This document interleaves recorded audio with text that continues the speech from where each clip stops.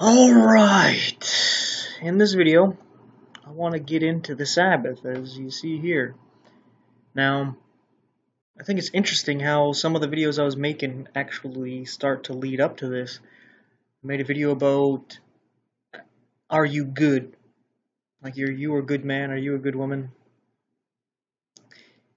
And it was getting into whether you actually are good or not. And then I made a video about working your way to heaven or working for salvation. And believe it or not, those things tie into the Sabbath. And I recently came across something that had to do with, say, Seventh-day Adventists and people talking about how they're wrong. And they are wrong on a few things, no doubt. But when they bring up the Sabbath, I find it interesting. Because you got the Ten Commandments, right? And you talk to a Christian and you say, hey, can I go after another god? No. Well, can I make an idol? No. Can I take the Lord's name in vain? No. Can I lie? Can I steal? Can I kill? Can I murder and commit adultery? Can I covet? No, no, no, no, no. No. What's wrong with you? Well, do I have to keep the Sabbath? Oh, no, you don't gotta do that. So it's like, so it's the 9 commandments? What the hell? Or they'll say something like, the 7th-day Sabbath, that's nonsense, right? But then they're like, but it's good that you take a day off and you come to church once a week. Just not on 7th day, let's do it on Sunday. And it's like, well, what the hell? You're going against the Sabbath, but you're also promoting a Sabbath, but a different Sabbath. So it's like, what the? It's foolish. It's messed up. So in this video, I want to both rebuke and reprove Seventh-day Adventists and the Protestants as well. Now, I think there is a thing called the letter of the law and the spirit of the law. Like the letter of the law says not to go after other gods. And you could literally, by the letter of the law, go after other gods in your life, but you still went after other gods. You may be saying, how? How the hell did I do that? Well, you could put government in place of God. You could put your church in place of God. You could put your career and money in place of God. You can put your family in place of God. You could put yourself in the place of God. And spiritually, you went after another God. But outwardly, openly, you didn't actually go after another God. Like, you could literally not make idols, but you can make an idol out of your spouse. You can make an idol out of your father or your mother or some leader you look up to in government or your church or at your job or just in general. You can make an idol out of different people or different things as well. And that would be spiritually. You made an idol and you broke it. You broke that commandment. Like taking the Lord's name in vain, a lot of people think it means like saying Jesus Christ when you get upset. Something like that. Or saying something like God damn it. Right?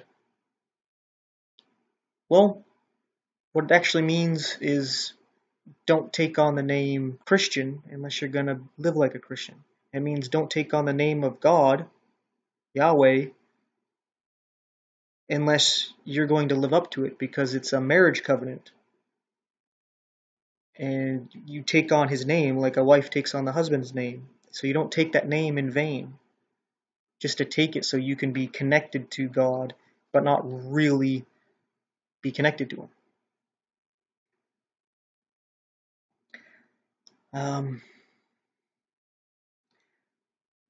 So there's something that I was also listening to that when it came to Protestants speaking out against Seventh-day Adventists about the Sabbath, and they would talk about the ceremonial law being done away with, and that's exactly what the Seventh-day Adventist Church teaches, is that ceremonial law is done away with, but the Ten Commandments are not.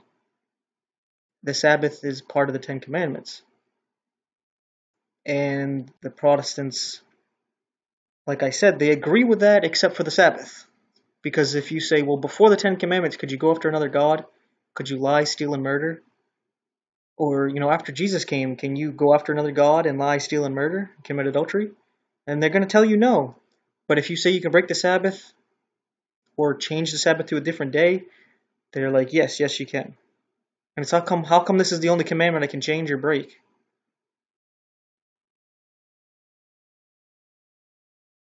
Right? And I do have to point out, like it does say in the Ten Commandments, to remember the Sabbath. And I think it's pointing to creation, where it's a literal day that was taken as rest. And this is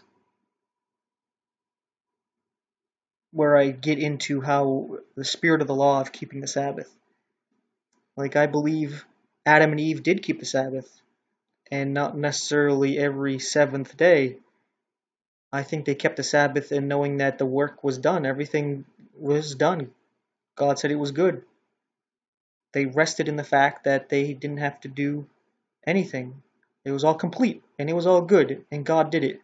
So they rested in that fact. They rested in God. They rested in faith. And you can still enter that Sabbath as well. Enter into that Sabbath by faith and resting in knowing that God did all the work. You are saved. You do not have to work for salvation. After Adam and Eve sinned, the curse was, you got to work by the sweat of your brow to live. So they're constantly working for survival, for salvation. They're constantly working for it, but end up dying no matter what. No matter how hard they work, you still grow old and you still die because you cannot save yourself by your work. You need to enter the Sabbath, which is to enter into God and to rest in Him. And that's what it means to keep the Sabbath, the spirit of the law. Yet we have brethren who have very little faith. So they keep the Sabbath, and there's nothing wrong with that. Literally, by the letter, going to church every Sunday. And then there's others who look at it, hey, this is the seventh day, we should go to church on the seventh day, and I see nothing wrong with that. And it actually is a little bit more correct to the letter to go on the seventh day. So to not put a stumbling block in front of a brother who really hardcore believes in the seventh day Sabbath, I would go with that. And then if a brother was doing it on Sunday, that is good, that's fine as well. But ultimately, that's a symbol for resting in God doing all the work. And it's also a symbol of getting you to turn and pay attention to God. Because Jesus came and He actually rebuked all this work that we were cursed to do. He said, look at the sparrow and the birds. Do you see them worrying and building themselves a farm and sowing the seed and harvesting and storing away all the food in a barn? Putting in all that work, putting in all that labor to make sure they got food, they can survive? No. They're an example of living by faith, knowing that God will give you the food when you need it. So He was rebuking all the work and all the curse from the fall and saying to live by faith. to enter into that Sabbath. Worrying about what clothes you have, look at the fields and all the flowers and how they're clothed. And you're so much more important than the bird and so much more important than the field. So of course, God is going to clothe you. He's like, don't worry about these things. And you're so worried about what might happen tomorrow or in a week or in a month or in a year. Just worried about today. Have faith. Enter into that Sabbath. Right? So, I think I said everything I really wanted to say. It's starting to get dark. I don't know if about the rain or thunderstorm or whatnot, but that'd be pretty cool. But I'm gonna see if I can dig up the verse that's in my head right now.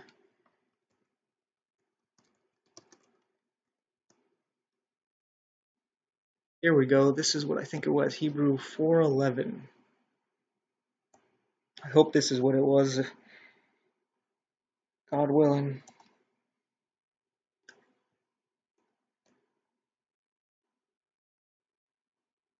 Okay.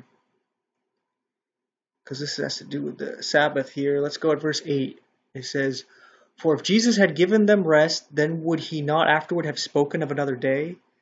There remaineth therefore a rest to the people of God, for he that is entered into his rest, he also hath ceased from his own works, as God did from his. Let us labor therefore to enter into that rest, lest any man fall after the same example of unbelief." You see how that is? Your belief puts you at rest. You enter into that Sabbath. "For the word of God is quick and powerful and sharper than any two-edged sword, piercing even to the dividing asunder of soul and spirit, and of the joints and marrow, and is a discerner of the thoughts and intents of the heart. Neither is there any creature that is not manifest in his sight, but all things are naked and open unto the eyes of him with whom we have to do." Well, that was really cool, but it did not actually get into more of the Sabbath. But yeah, I know it says labor to enter into that rest. And this is more of a, I would say, you got to labor because your body wants to earn salvation. It wants to earn God's respect. It wants to prove that it is top notch, the top alpha male or the most worthy woman, It wants to labor for those things. And you have to actually labor against that, against your flesh, and to earnestly pray and get close to God. And that puts your flesh to death. It's kind of like you got the two beings within you to feed. You can feed the flesh, you can feed the spirit. And if you feed the spirit, the flesh starves. And when you're getting into the prayer and all that, you're starving the flesh and feeding the spirit. And eventually the flesh is too weak and you've entered into that rest.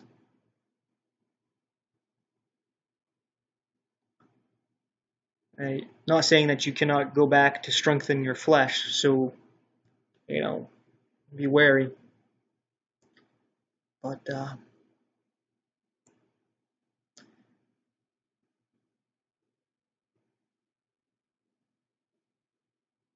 again, I think right here says it pretty good.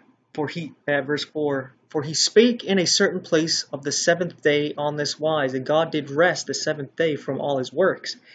And in this place again, if they shall enter into my rest, seeing therefore it remaineth that some must enter therein, and they to whom it was first preached entered not in because of unbelief."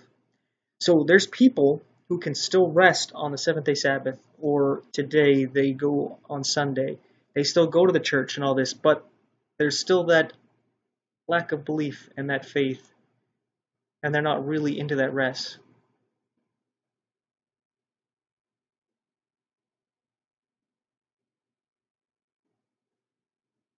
And I like this here. "Again, he limiteth a certain day, saying in David, Today after so long a time, as it is said, today, if ye will hear his voice, harden not your hearts. It's today, right now, enter into that rest. I think I got everything in my heart out there. So, thanks for watching and take care.